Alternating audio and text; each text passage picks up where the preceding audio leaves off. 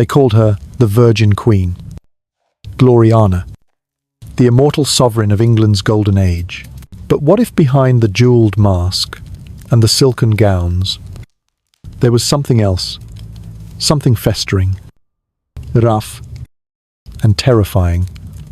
What if the greatest monarch of the English Renaissance was, in the final years of her life, no longer a woman, but a performance, an illusion painted on with poisons, a mask hiding decay, so grotesque that even her most trusted servants averted their eyes? This is not the story of the Elizabeth you know, the triumphant queen who defied the Spanish Armada, who danced with poets and philosophers, who turned celibacy into political weaponry. This is the story of the Elizabeth they hid, the Elizabeth who stank of death while still alive, the Elizabeth who whispered to ghosts, who screamed into the night, who refused to sleep for fear of what dreams might come, the Elizabeth whose own reflection became so horrifying she ordered every mirror removed from her chambers. The horror began slowly. In her 30s, Elizabeth began using a cream called Ceruse white lead mixed with vinegar to maintain the porcelain skin expected of royalty. Pale skin meant power. Pale skin meant nobility. Pale skin meant God had blessed you. But lead, as we now know, kills slowly. It sinks into your bones. It scrapes your nerves raw. It peels your skin from the inside out. And yet, as her face began to crack and blister, she applied thicker layers. As sores appeared beneath her eyes, she spread the poison wider. It was a trap of her own design. The more damage the paint caused, the more paint she needed to cover it. And as she aged, she began to rot beneath it. By the time she reached her 50s, Elizabeth's real face was a secret, guarded more fiercely than any military plan.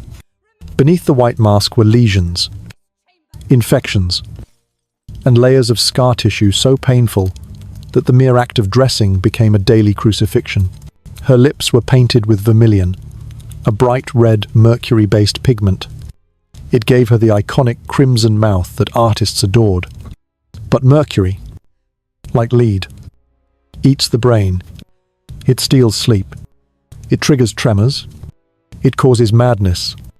And as her courtiers bowed and praised her radiance, Elizabeth was sinking into neurological chaos, her moods twisting without warning, her thoughts unraveling like threads in an old tapestry. She could not stop. She would not stop. Her body was failing. But her legend had to endure. And so the rituals of illusion continued. Every morning, her ladies-in-waiting, bound by oaths of silence and horror, would help her peel off the rotted remnants of yesterday's mask, cleanse the bleeding wounds beneath, and repaint the lie all over again. Her teeth, meanwhile, were crumbling. A lifelong addiction to sugar, then a luxury of the elite, had reduced them to blackened stumps. The stench from her mouth was so overpowering that ambassadors learned to stand several paces away. Some mornings, pus would seep from her gums. She developed abscesses, so severe they left her unable to speak or eat for days. Her smile, once dazzling, was now a clenched lip grimace, hiding agony. When too many teeth fell out, she began stuffing cloth into her cheeks to give the illusion of fullness, holding it in place with her tongue during audiences, speaking slowly and carefully to avoid betraying the truth. And then came the nightmares. By the time Elizabeth reached her 60s, she could no longer sleep without screaming.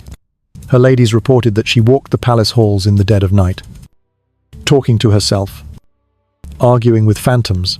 She called out for her mother, Anne Boleyn, long dead. She begged her father, Henry VIII, not to abandon her. She asked her long-dead sister Mary for forgiveness. Her reality fractured. Her mind, poisoned by decades of lead and mercury, could no longer hold itself together. She developed obsessions, particularly with mirrors. She would demand to see herself, then weep in terror at the face that stared back. Eventually, she had every mirror removed. No one was allowed to speak of her condition. No one was permitted to acknowledge the mask was slipping. But they all knew. Her court turned into a theatre of silence. The great halls, once filled with music and laughter, now echoed with whispers. Her appearances were staged down to the second. Lighting had to be just so. Makeup had to be reapplied constantly. Her wigs hiding the thinning hair that now fell out in clumps had to be set precisely, and when she walked in, every eye had to pretend. Pretend that she was still beautiful. Pretend that she was still strong. Pretend that nothing had changed. But everything had. Elizabeth no longer ruled with strategy or clarity. Decisions were delayed. Policies faltered. She trusted no one. She feared everyone. And every day, her body failed her more. In the last months of her life, around the year 1603, Elizabeth lost one of her last companions, the Countess of Nottingham. The grief broke something inside her. She refused to eat, refused to move, refused to dress. She sat on cushions on the cold floor of her chambers for days. Unmoving, her ladies begged her to return to her bed. She screamed at them. When they approached her with cosmetics, she pushed them away. And for the first time in decades, those who served her saw her true face. The monster beneath the crown, the cracked grey skin, the sagging cheeks, the sunken eye sockets, the gaping jawline where teeth had once been gnaw. It was not a face. It was a warning. Her final days were soaked in hallucination. She spoke to ghosts. She sang to herself. She cursed unseen enemies. She recited lines of poetry, then stopped mid-sentence and wept. Her body jerked from pain. No one could relieve. Her breath came in gasps. Her skin turned clammy. And still she would not die, as if some part of her feared that even death was not private enough.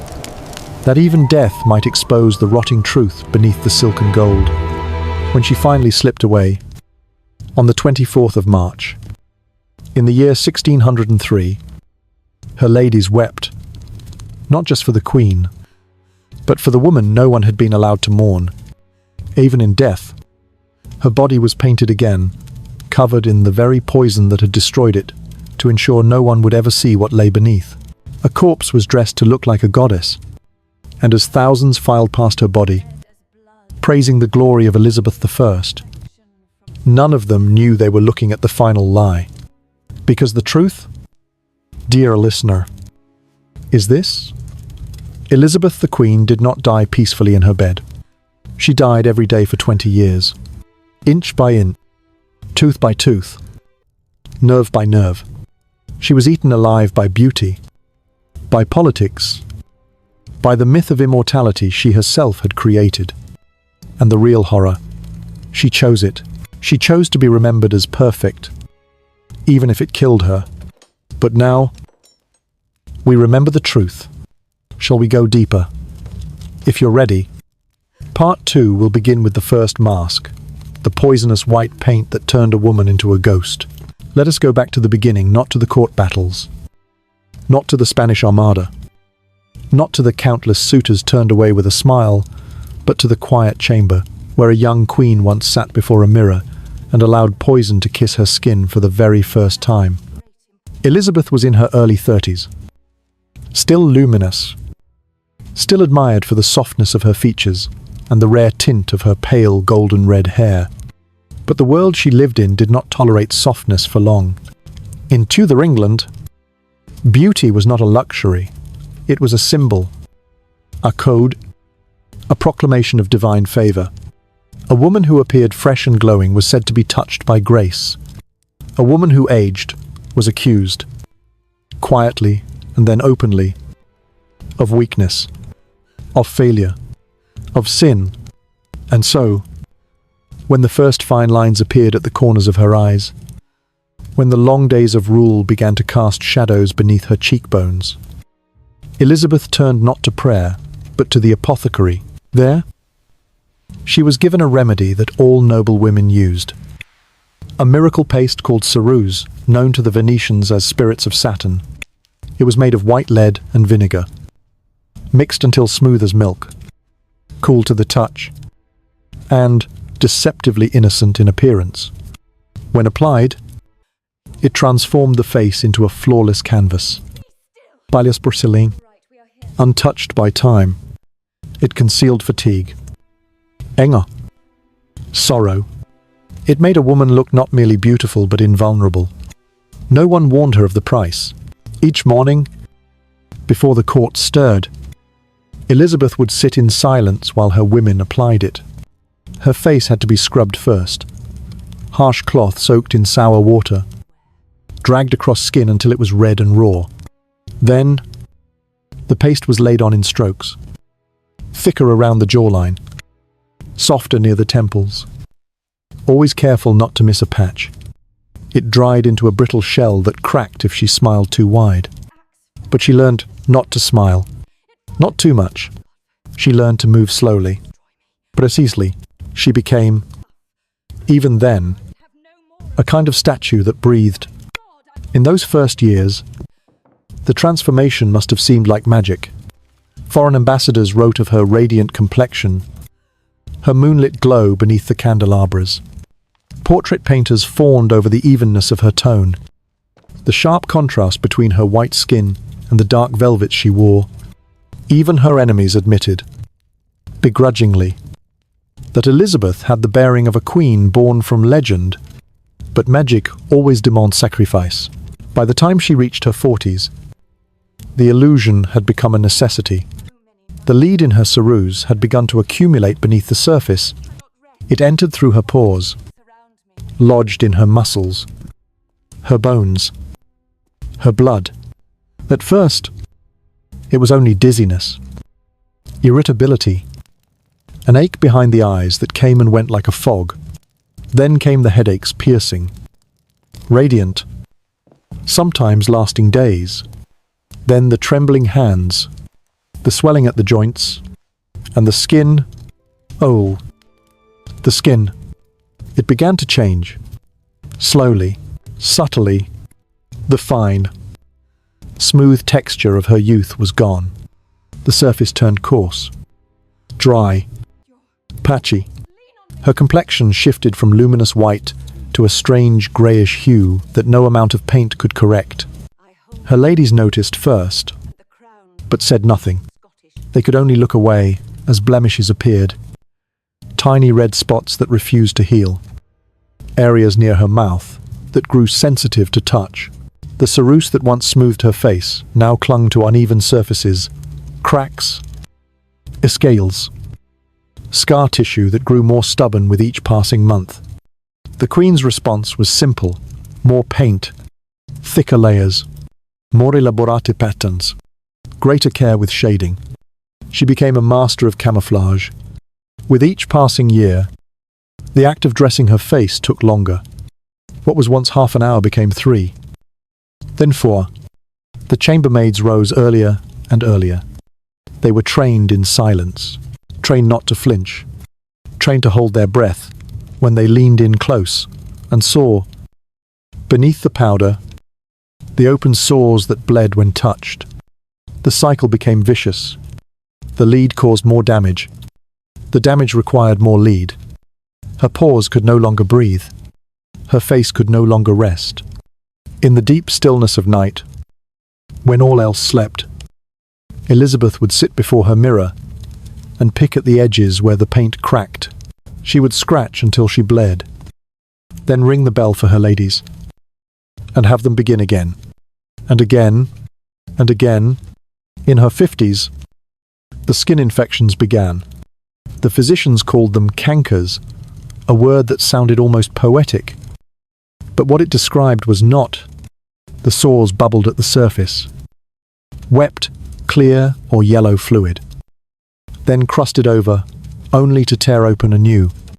The skin beneath her eyes darkened, not from fatigue, but from the internal bruising of vessels under strain. Her jawline, once sharply defined, softened as tissues swelled from inflammation. And yet, none of this stopped her. She did not miss a single audience. She did not delay a single council. Each day, she stood before her people, statuesque and serene, beneath inches of poison, while her body screamed in private beneath the costume of majesty. It is easy now, centuries later, to ask why she did not stop, why she did not simply wash her face clean and show them the truth. But to do so would have been suicide, not literal, perhaps, but political and spiritual. Elizabeth had built a myth around herself, the eternal queen, the untouched woman, the sacred vessel of England's soul. If they had seen her as she truly was bleeding, scarred, half mad with pain, they would have doubted the myth. And if they doubted the myth, they would doubt the crown. So she endured. Her physicians grew quiet. They prescribed oils and balms, tinctures of honey and myrrh, even pearl dust and rabbit's fat, all useless, all smearing over the real problem like a second lie painted atop the first. Some may have suspected the truth, that the ceruse was the cause, but none dared confront her. She would have laughed, or worse, dismissed them. And so the women who served her continued their morning rituals. They would clean the infected areas, gently as they could, and then cover them again with layers of lead. They would turn their heads from the scent of rot. They would sprinkle rose water in the air to mask it. They would press her gowns carefully against her shoulders, avoiding the wounds that had begun to spread to her neck and chest. And when they stepped away, when Elizabeth rose to face the mirror, what stared back was not the rotting flesh they had tended, but the queen, the glorious queen, pale as moonlight, ageless, divine. But mirrors cannot lie forever, and in time, the illusions began to falter. The mask no longer held. The paint cracked more easily. The sores would bleed through even the thickest layers. Her skin, beneath the makeup, began to resemble something not quite human. In those final years, the only way she could look into a mirror was if the light was dimmed, the glass blurred, the air filled with incense. She would glance once, quickly, then look away. Eventually, the mirrors were taken away entirely, but the mask remained. It had to. Even as her mind began to fail, even as the hallucinations crept in, even as she whispered to ghosts and spoke in riddles, even as her bones ached and her nerves stung and her face wept, poison every hour, the mask remained, because it was never just about beauty. It was about power. And power, for Elizabeth, meant never being seen as weak, even if it killed her. There was a moment quiet, almost invisible, when the poisons on Elizabeth's face stopped being merely masks and became companions, creeping into her blood, her breath, her dreams, until she could no longer remember where the queen ended and the sickness began.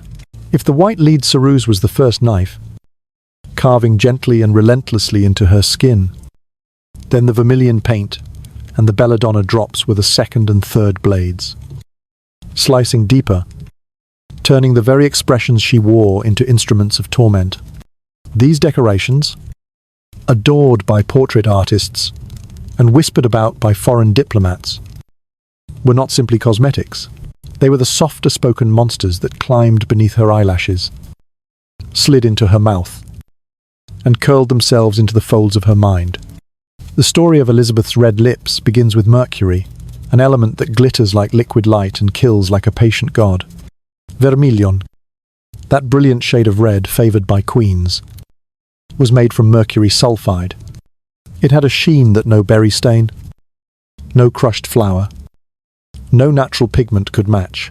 When she pressed it to her lips for the first time in her 30s, she could not have known that she was painting the future tremors of her hands. She only saw colour, a red so vivid. One ambassador described it as the flame of a candle burning behind frosted glass. The colour said youth, authority, desire withheld, but not forgotten. It was a weapon in diplomacy as much as in seduction. Elizabeth understood that. She always understood the stage on which she walked, but vermilion seeped into the thin skin of her lips, crept into her glands, and began its silent work. In her 40s, the tremors began first, small, then larger, until her fingertips quivered when she lifted a quill or reached for a cup. She hid them well. She always hid everything well. But the shakes worsened, and with them came a curious restlessness, a pacing at night, a tapping of her nails against the arms of her throne, mood swings that came like summer storms fast. Sharp and violent, the council whispered behind closed doors that the Queen was becoming more unpredictable. They blamed age. They never blamed the paint. Then there were her eyes, those legendary, sharp, ambery flecked eyes that had once seemed able to pierce a lie in half. Their story is darker still. For years she used belladonna drops to dilate her pupils, making them appear larger, more luminous, more youthful. Belladonna, named Beautiful Woman in Italian, was extracted from deadly nightshade, a plant whose beauty has always been a mask for its venom. When the drops hit her eyes, the world brightened as if lit from within. She looked extraordinary, enchanted almost.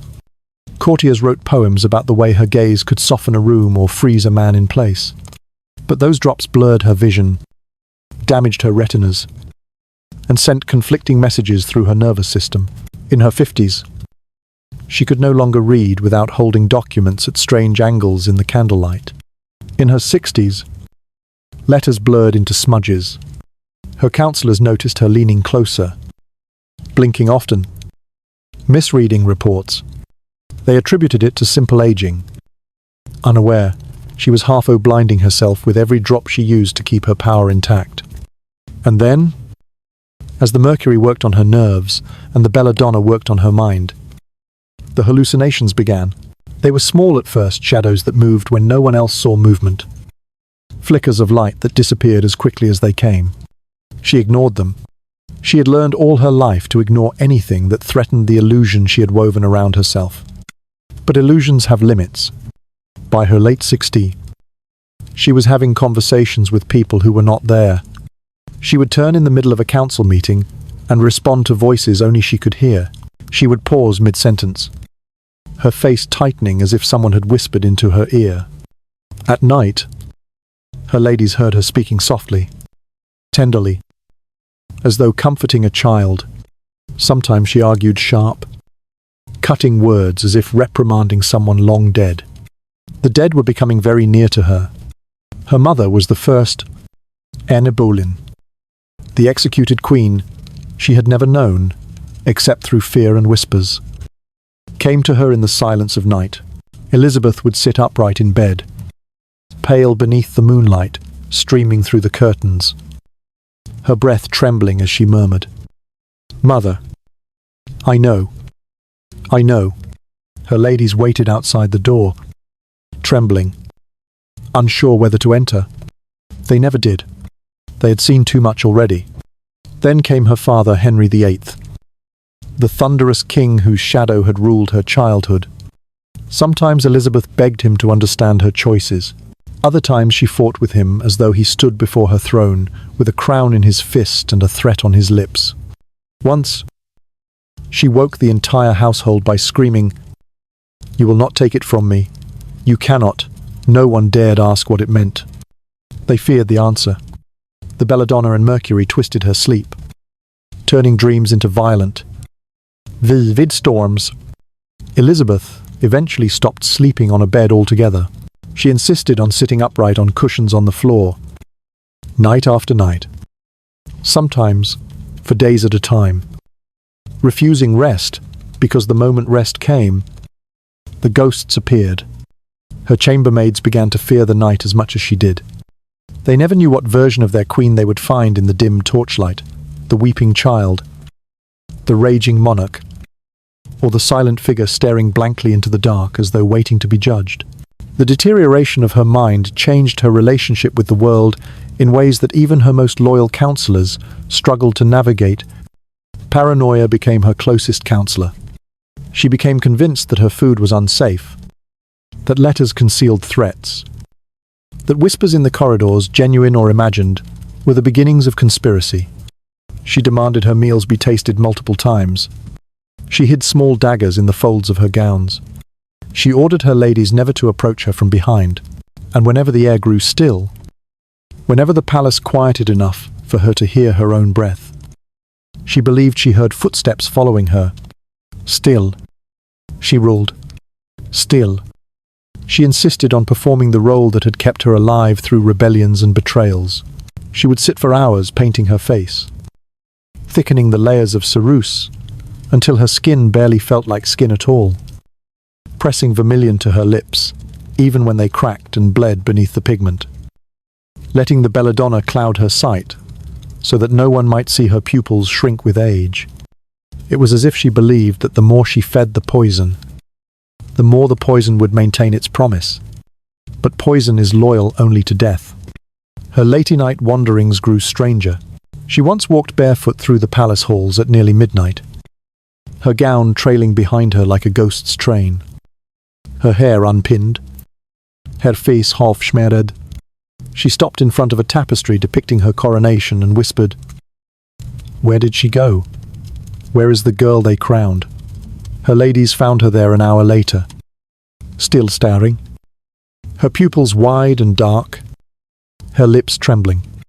The official accounts of this period speak gently ill humours, weakened spirits, melancholy. But the truth was far less delicate. The queen was dissolving, not only in flesh, but in mind. The two poisons, lead and mercury, were dismantling her from the inside, stripping away what she had guarded so fiercely: her wit, her presence, her cunning, her control. The very things that had kept England afloat through 4 decades of storms. And yet, there was a strange, heartbreaking dignity in the way she held herself together, even in her most fractured moments. There were flashes of the woman she had once been. Sharp remarks that cut through council arguments like blades.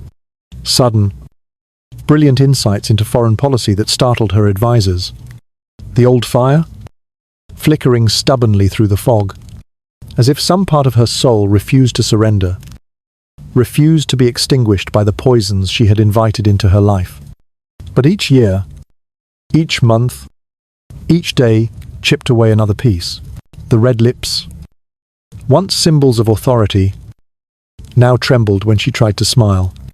The wide, dark eyes so admired in her youth now gleamed with fear and confusion. And beneath the painted mask, Elizabeth was becoming something she could not look at anymore. Something she believed no one must see. Something between a queen and a corpse. In time, she accepted the ghosts as companions. Perhaps the dead were more comforting than the living who watched her decline with hidden dread.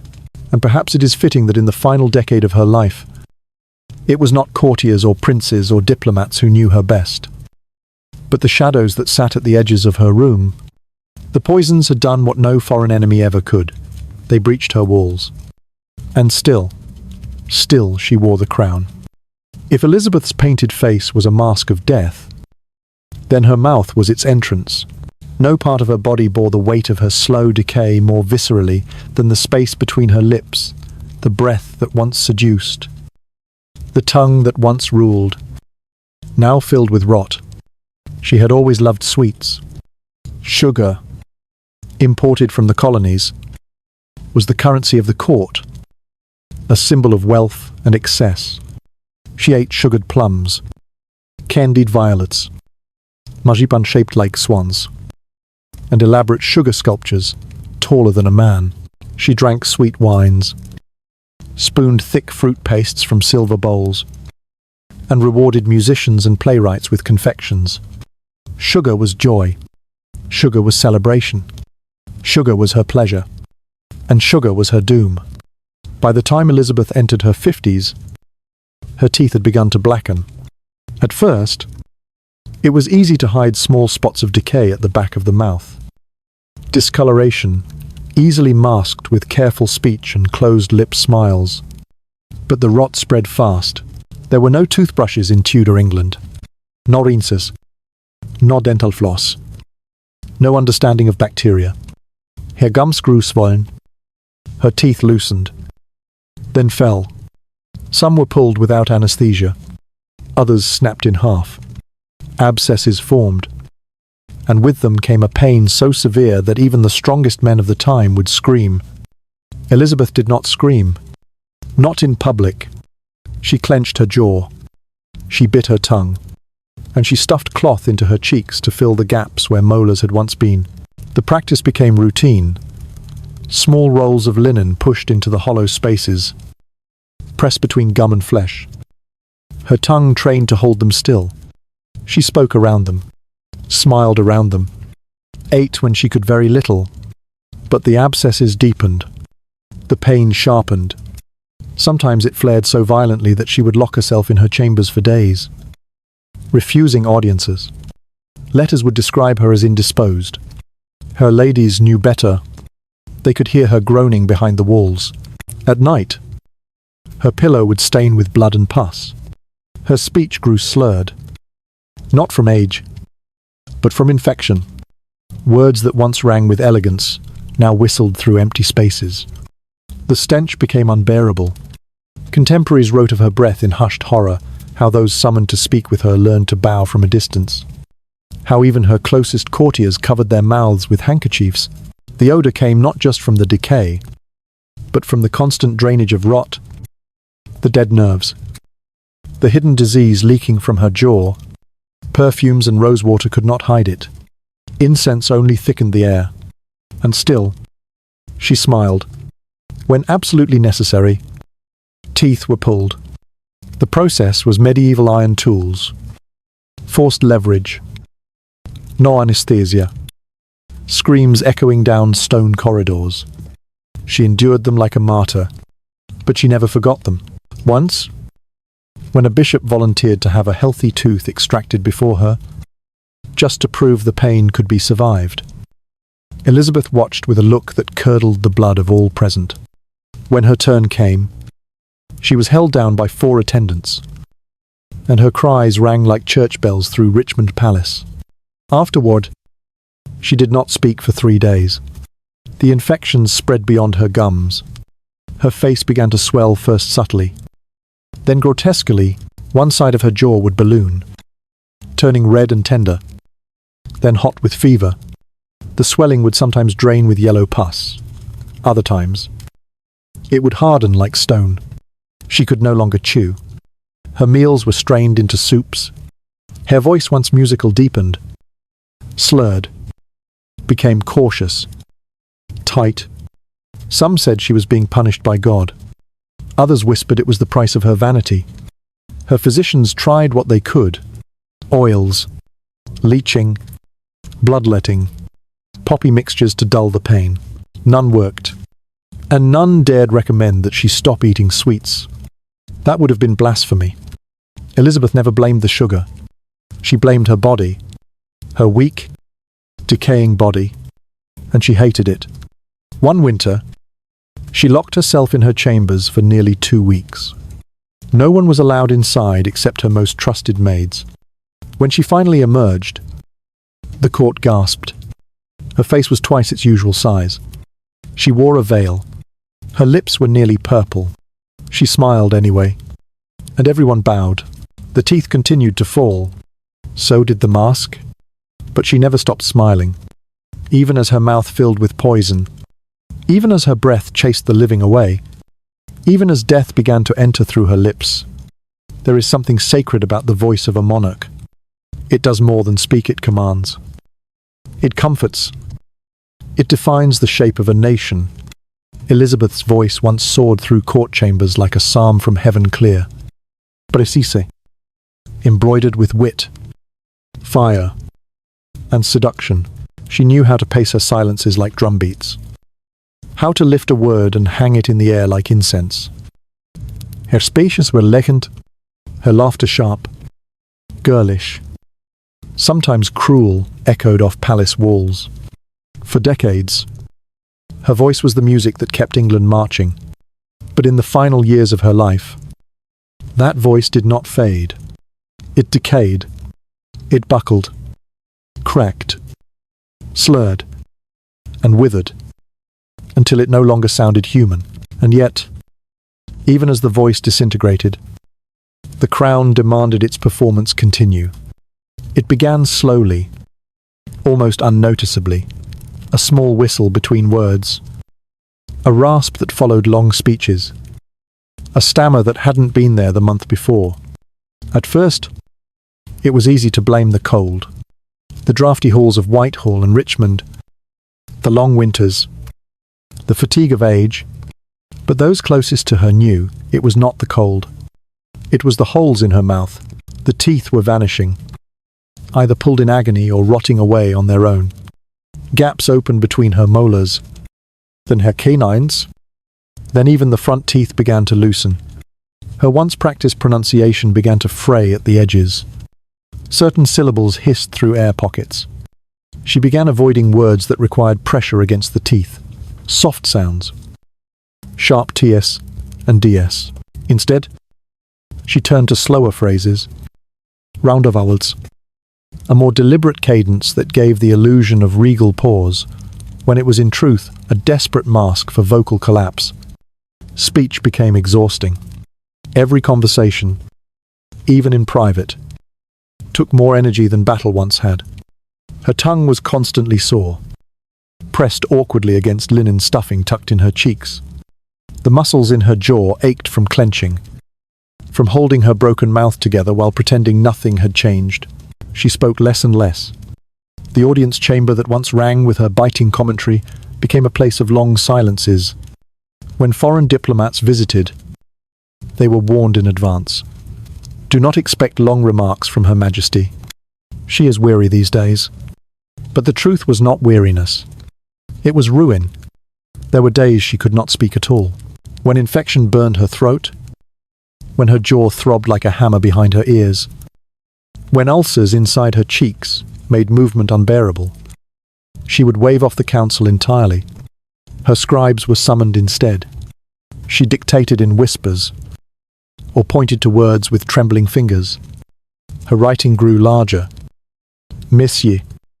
Her famous swift hand turned into a claw, and when even writing became too much, she gestured with her eyes, nodded once for yes, twice for no.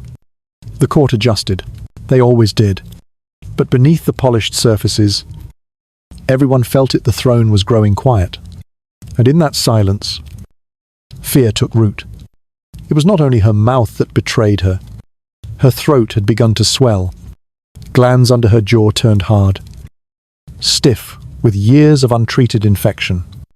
At times, it became difficult for her to swallow. She would choke on thin broth, cough violently during meals, and then wave her attendants away with a trembling hand.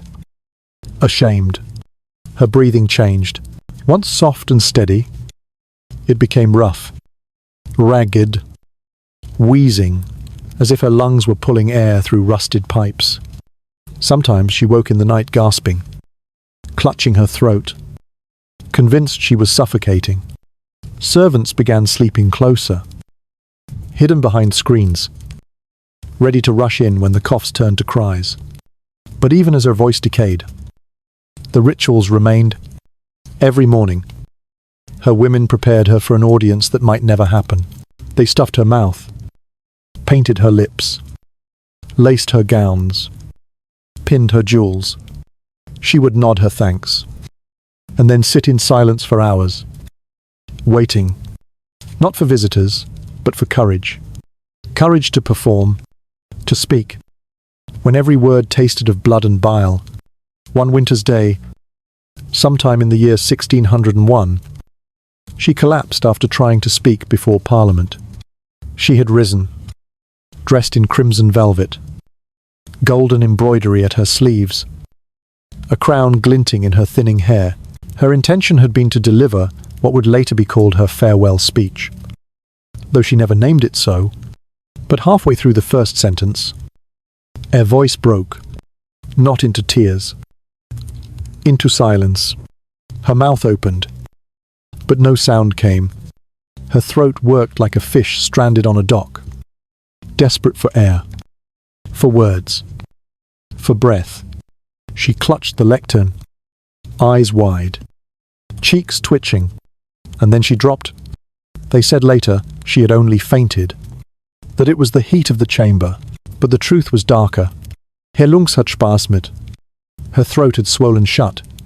She could not breathe. For several minutes. The Queen of England hovered in a space between voice and death, until a physician forced open her mouth with an ivory-handled tool and let the air back in.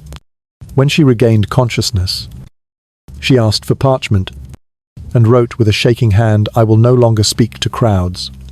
From that day forward, her voice became a private thing. It was reserved only for the most necessary conversations, and even then, used sparingly. Her council learned to speak around her, not to her. Ambassadors left with more questions than answers. Rumours spread that she had gone mute, that her tongue had turned black, that she had been struck by the wrath of God. She did not deny them. She let the myth grow. It was better than the truth that she was simply rotting from within.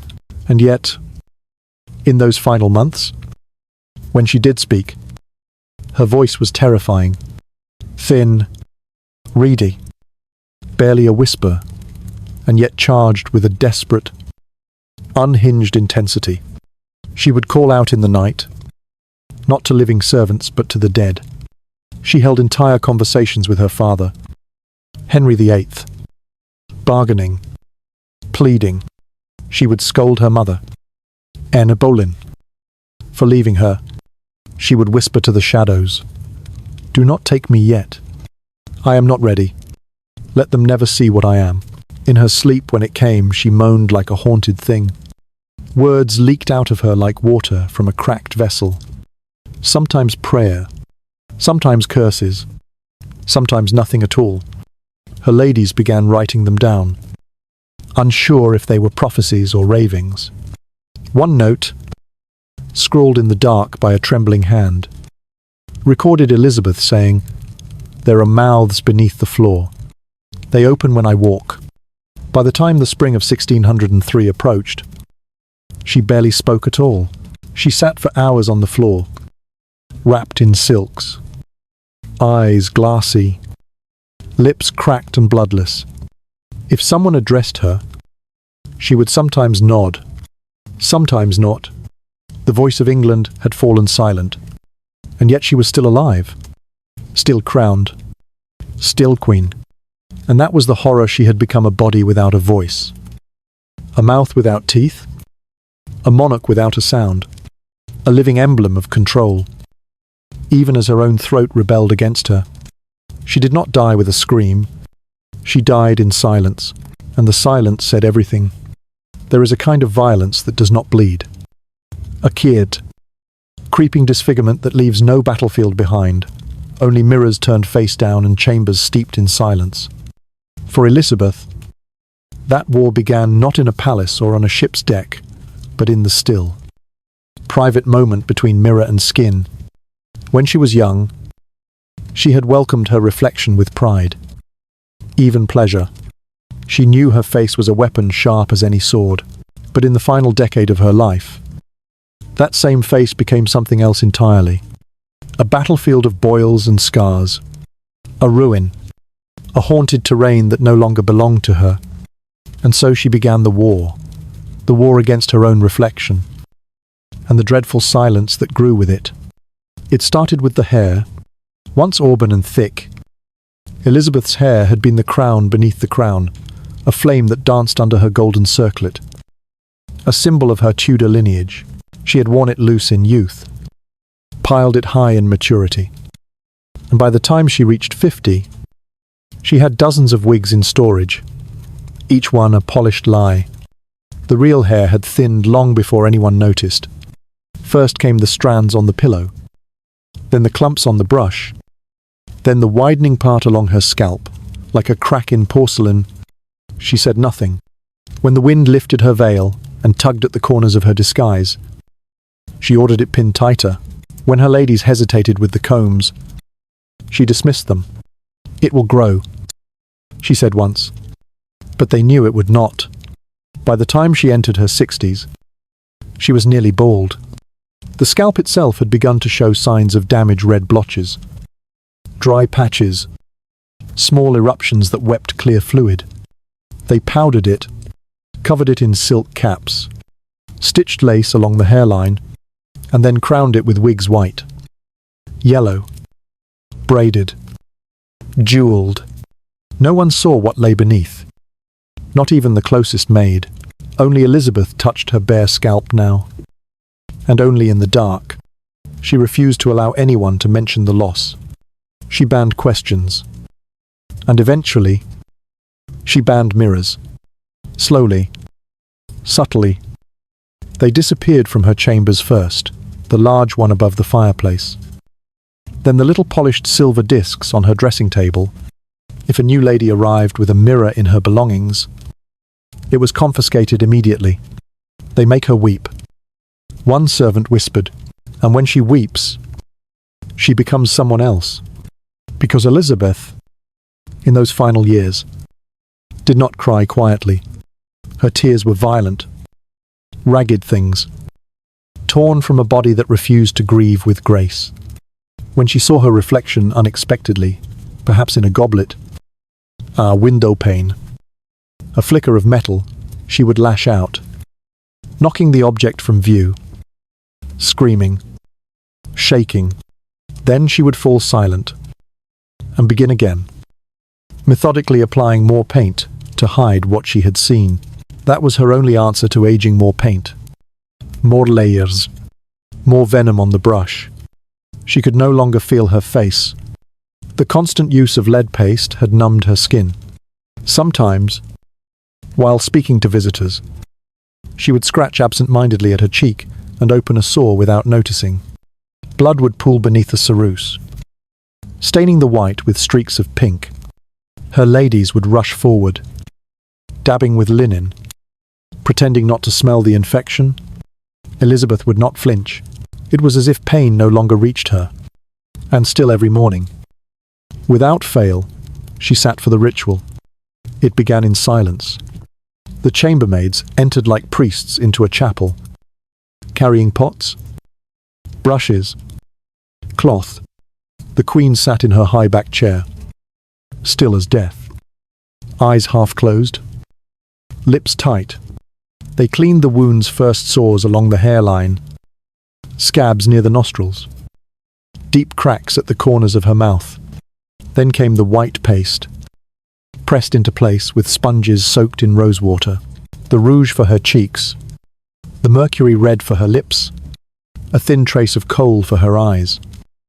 Though the lids had begun to sag, and one eye now drooped more than the other.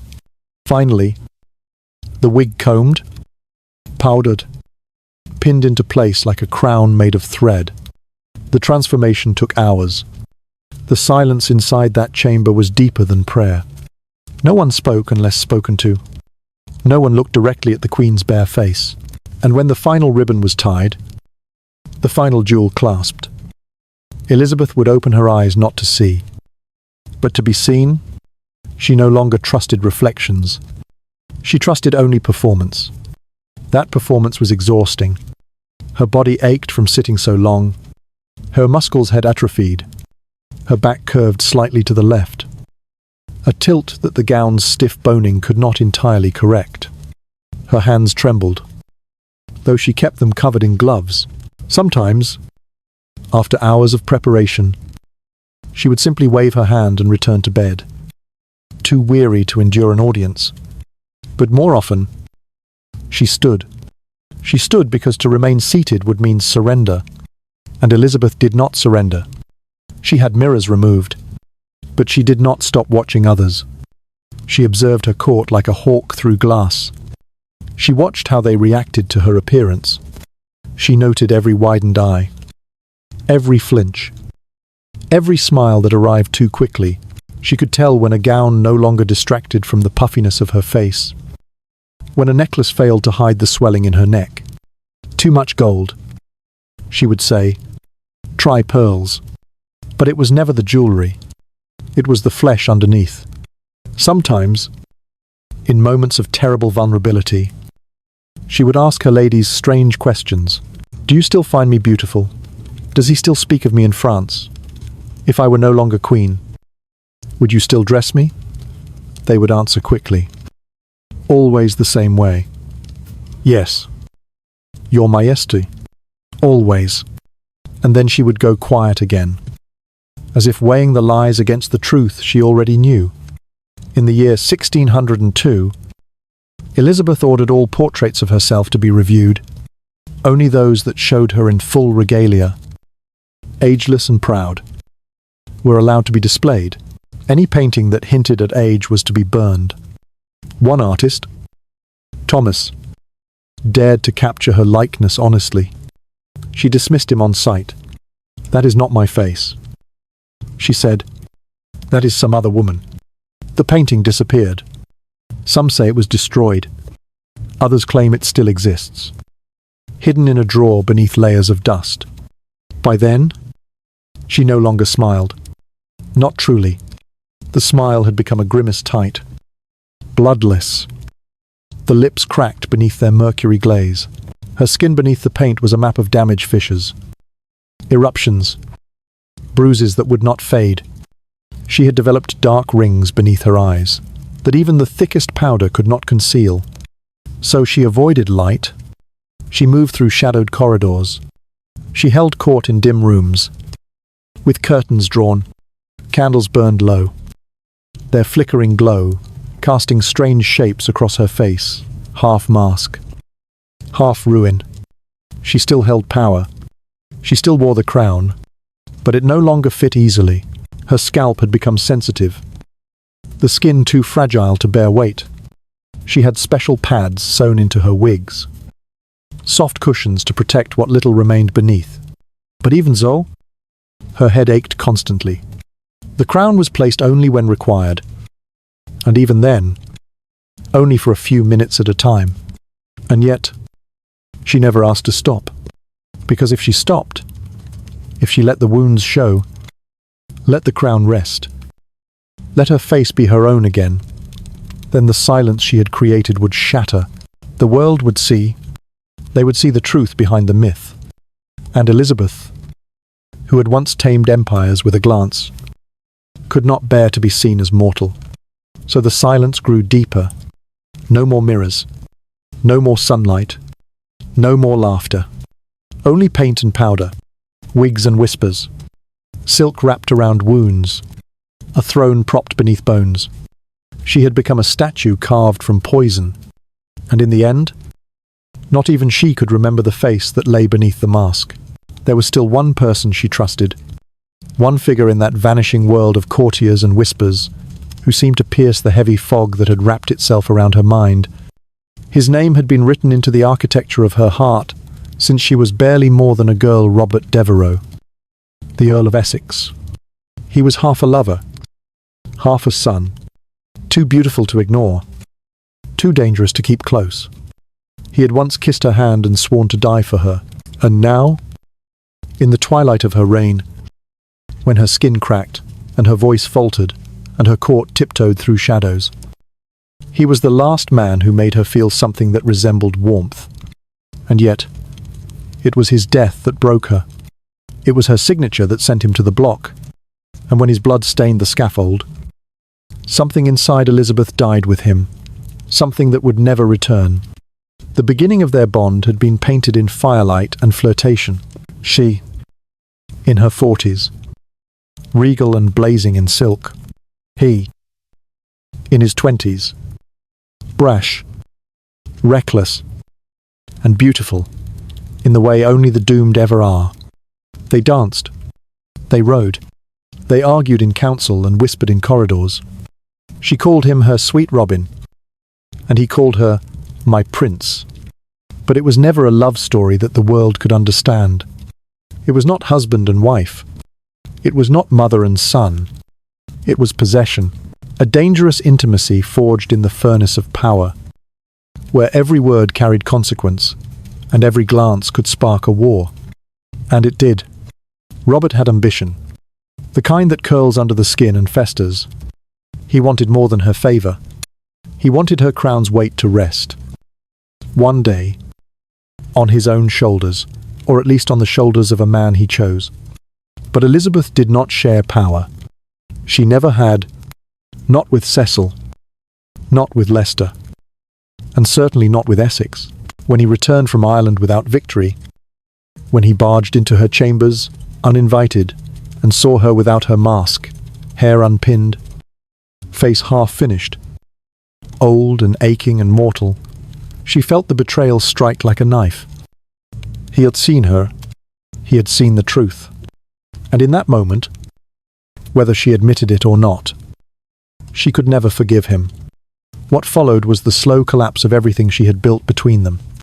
He was arrested, tried for treason, and though she hesitated, though she walked the palace floors for days and refused to sleep, though she held the death warrant in her trembling hands until the ink bled through her fingers, in the end, she signed it. She signed it.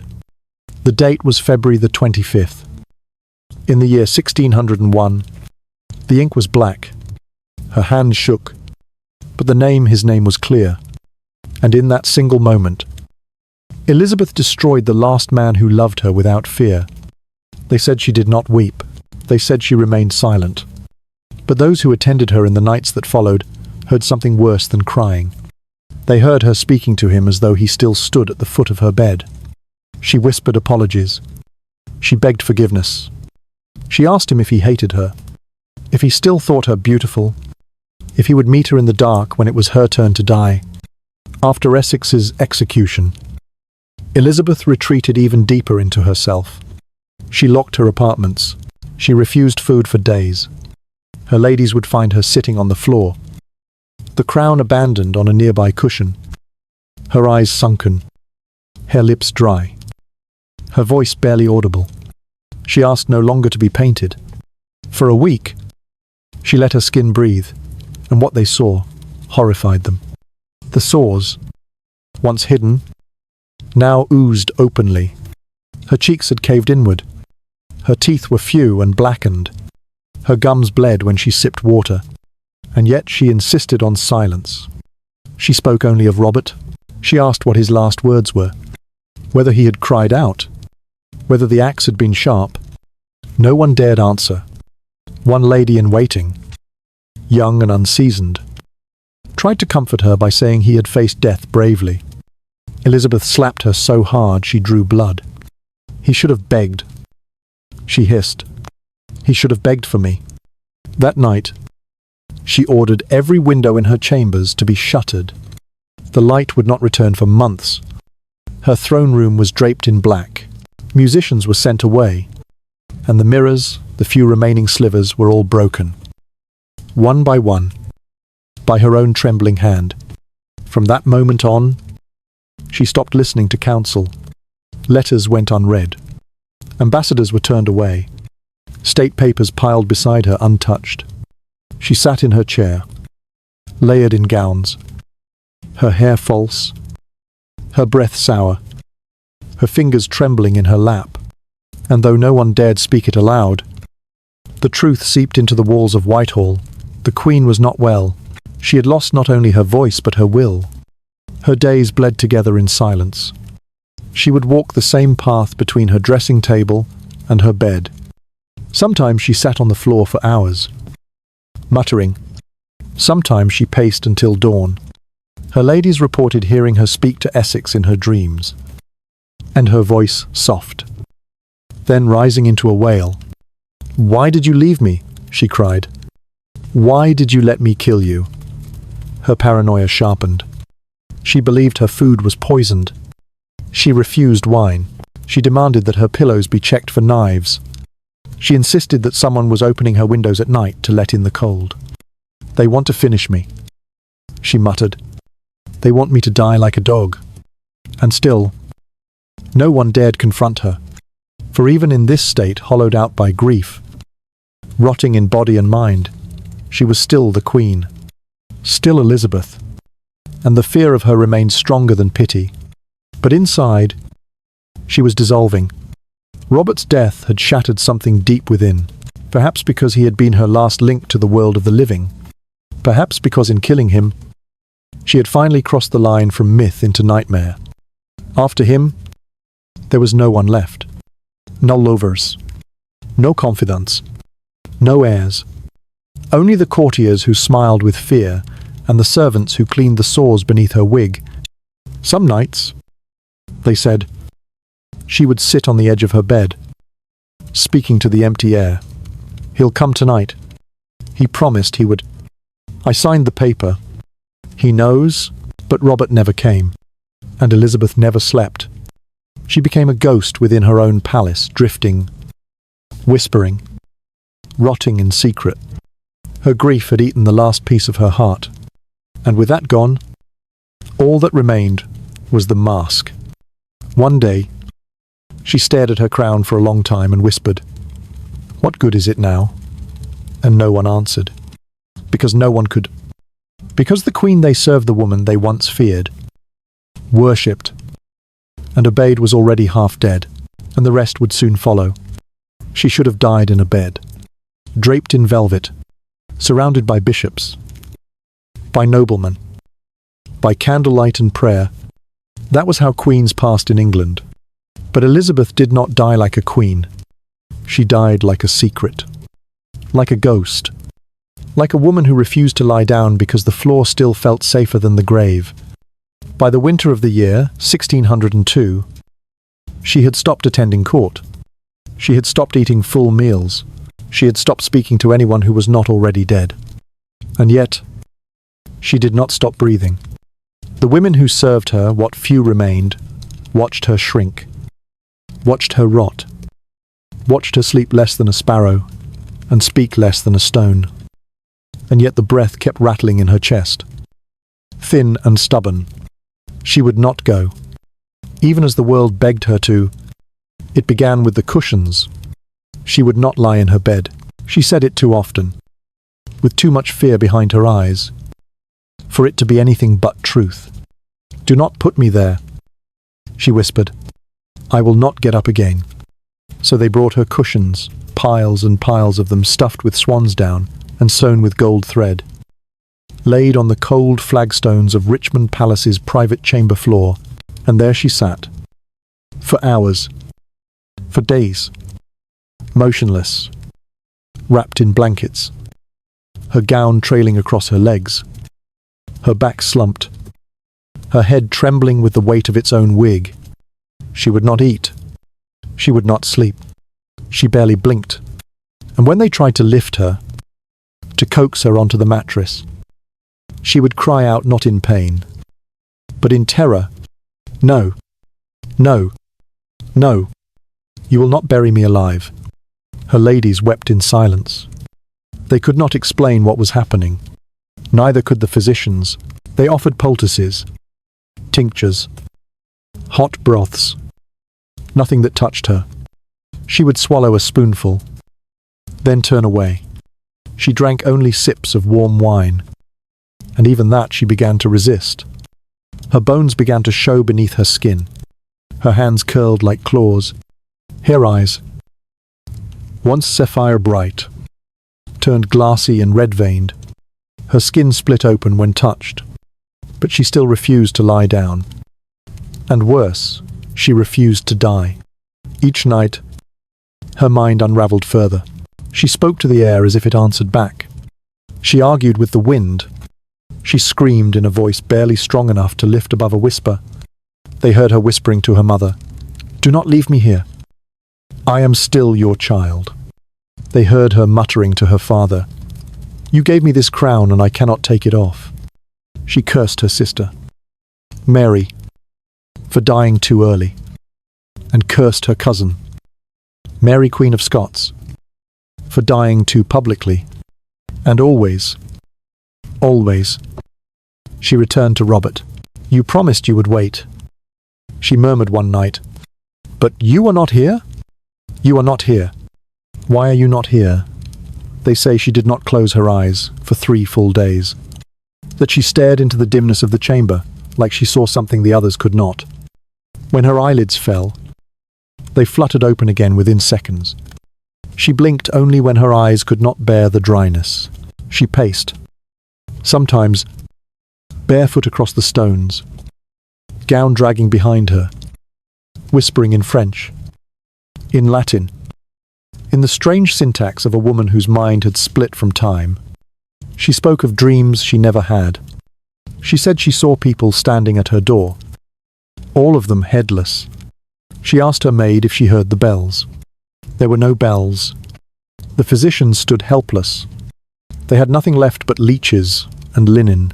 They took turns opening her veins, drawing blood in the belief that her humours were poisoned. They placed slices of raw onion beneath her tongue. They offered powdered gemstones and bits of coral ground to paste. But none of it worked. She did not respond. Not with improvement. Not with collapse. Her body existed in a state of refusal, held upright by rage and delusion, by something deeper than fear, a refusal to be seen dying. The days blurred. February became March. Outside, spring clawed at the cold. Inside, the air grew heavy with the smell of her. The smell no royal perfumes could hide, the smell of leaking flesh, of rotted teeth, of ulcers that refused to close. Her breath was thick, sweet in the way that warned of gangrene. Her face had to be repainted twice a day, for the paint cracked under the heat of her fever and peeled off in flakes. Her lips split and bled when she tried to smile.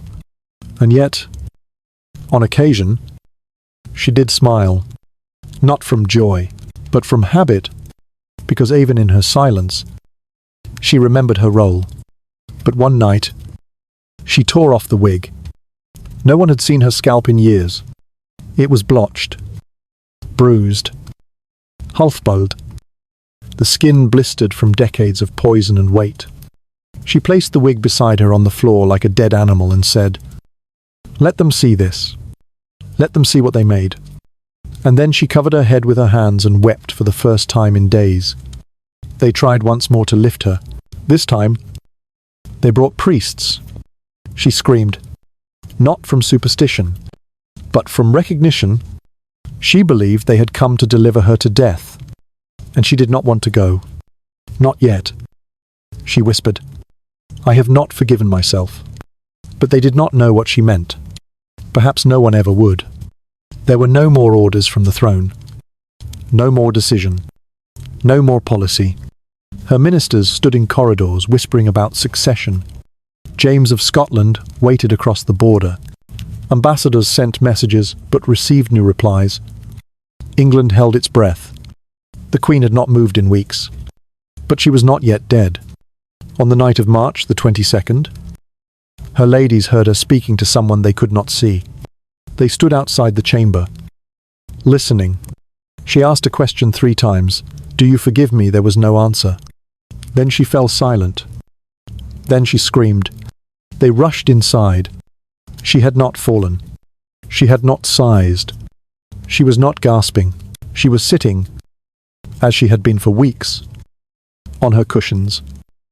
Nearstugad, body trembling, but her eyes were wide, staring into the fire as if something inside it stared back. Her breath came in short, sharp intervals. She did not blink. They tried to move her. She would not move. And that's when they knew she was leaving. But slowly, her heart did not fail that night. Her lungs did not collapse. Her body did not seize or expire or convulse. She simply stopped, like a curtain drawing across a stage, like a candle burning until the wax was gone and the wick turned black. She sat, unmoving, unspeaking, unmourning. And the next morning, when they dressed her, they found that she no longer responded to touch. Her mouth was open, her lips dry, but there was no breath, no sigh, no last words. She died sitting up, just as she said she would.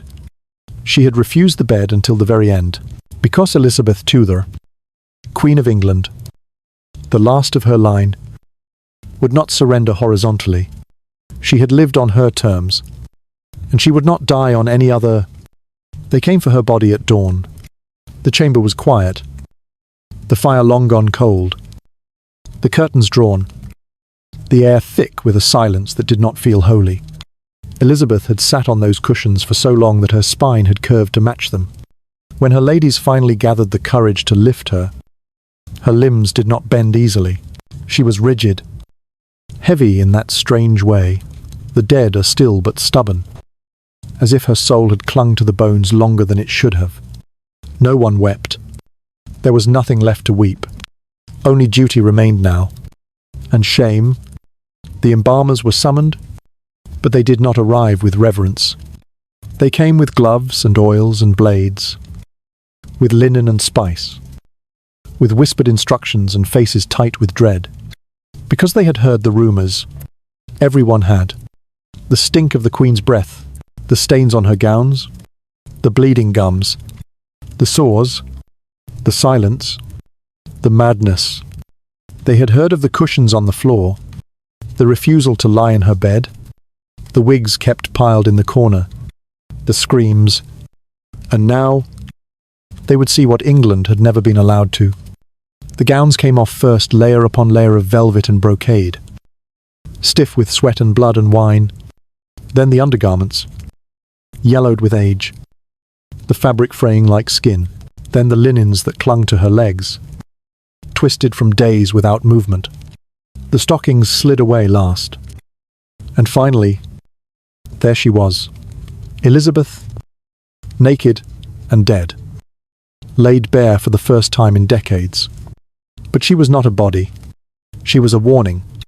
Her skin was grey, not in patches, not in bruises, but entirely. A mottled, deathly pallor that shimmered faintly with remnants of lead dust, where the paint had sat for years.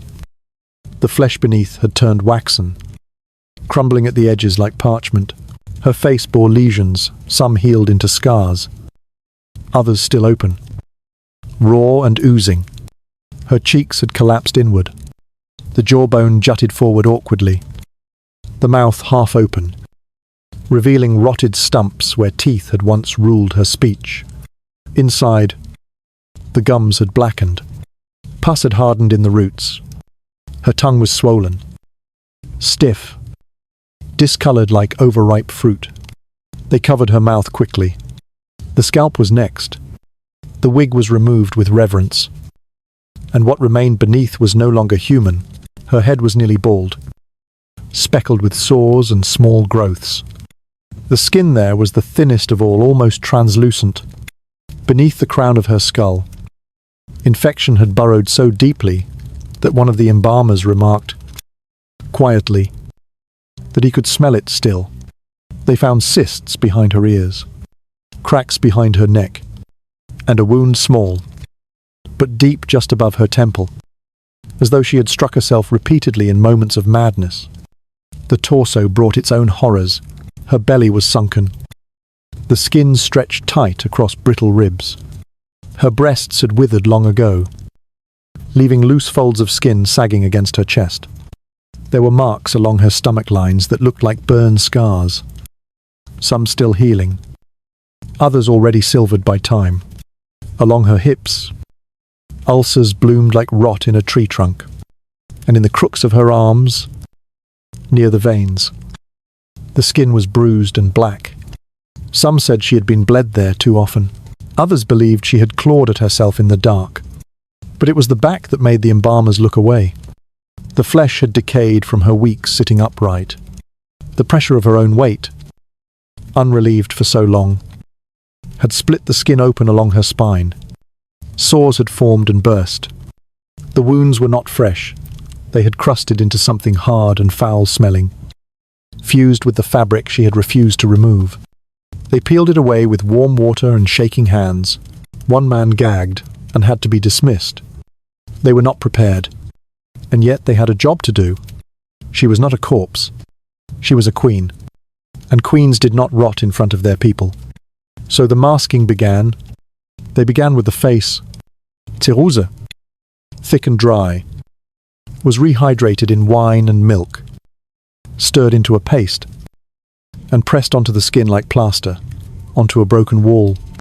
The sores were filled in, the collapsed cheeks were padded beneath with cotton, the lips were sewn shut, then painted over with mercury red.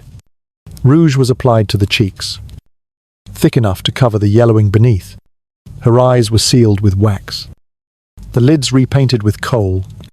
A wig fuller than any she had worn in years was pinned carefully to her scalp. Pearls were sewn into the hairline.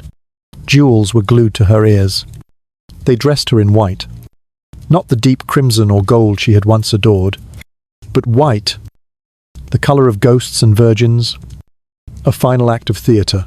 A white gown, a white crown, a white veil across the shoulders, gloves on the hands, slippers on the feet, and finally, they placed the crown upon her head, resting it gently on the wig, with a small cushion beneath, so it would not crush the fragile skull. They stepped back. She looked serene. But it was not her. It was never her. It was the lie. The lie they buried. The body was displayed in state for days. Thousands came to see her. They whispered prayers. They bowed low. They said she looked peaceful, divine, untouched by age.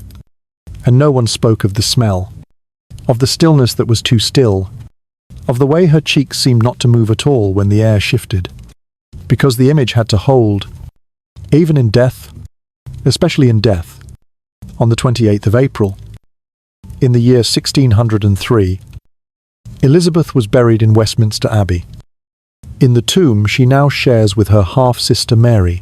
The two women who had once tried to erase each other's legacies now lie side by side, carved in stone, faces smooth, eyes closed, hands folded over chests that no longer ache. But under that stone, the truth sleeps, not the queen, but the corpse beneath the crown. The mask may have been perfect, the procession grand, but the real Elizabeth had already vanished, long before the trumpets played. She died in pieces, in teeth, in skin, in silence, in screams no one could bear to remember. They called it a golden age, but gold tarnishes, and beneath the velvet and paint and pearls, beneath the stiff white gown and the jewelled wig, they buried a woman who had begged the mirror not to speak, who had begged her own flesh to obey, who had watched her beauty rot and said nothing, who had ruled until the end, not out of strength, but out of fear that if she ever stopped performing, the world would turn away and forget her. They didn't forget, but they remembered the wrong things, not the madness, not the mask, not the nightmare she carried like a secret disease. They remembered the lie, and they called it majesty.